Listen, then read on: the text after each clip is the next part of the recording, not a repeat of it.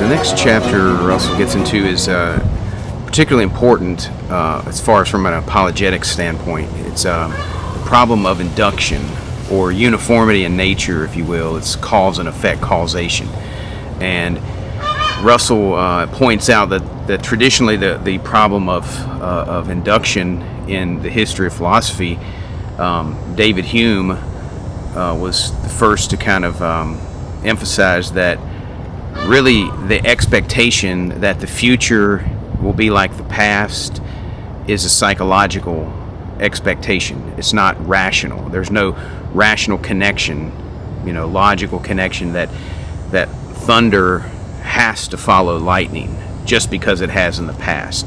There's nothing inherent in lightning that connects it to thunder. And even if you break it down into the laws of physics and you explain the heating of the air and expanding, it begs the question, what makes you think that it'll perform that way the next time?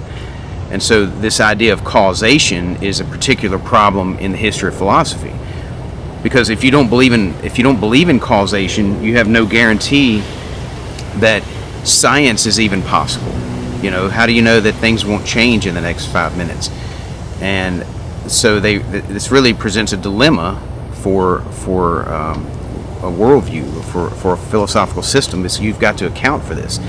You have to account for your expectation of this to occur. Like, part of what they're saying is that your sense perception is caused by an external world. But if causation is no guarantee, then you don't know that your sense perception is being caused, what it's being caused by, or that it's going to have the same cause the next time, or if the food you eat is going to nourish you, or if the friend you see is not really your enemy.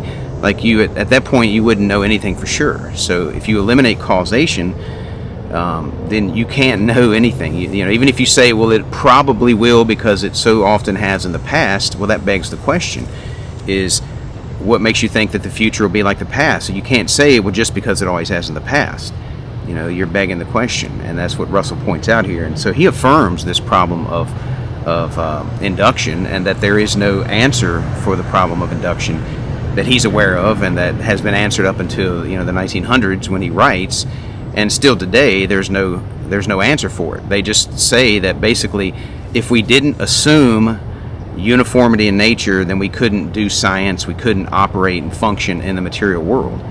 And so you couldn't even trust your thoughts, because you'd say, well, this data is causing this particular thought in my mind, but maybe the data the next time will cause a different thought in my mind, a different response, or a different analysis.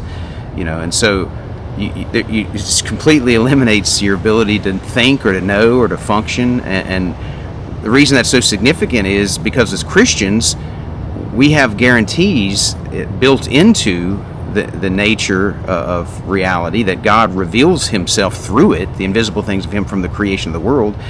And not only that he reveals his faithfulness through it, but also that God's promises will be fulfilled, because God doesn't lie. And so what he's promised is going to come to pass, because he's the God that's in control. And so we have a basis for understanding and accepting and anticipating uniformities in nature, causation, induction. We expect it, and it makes sense in a Christian worldview. But if you reject Christianity, you're like Russell. You don't have an answer.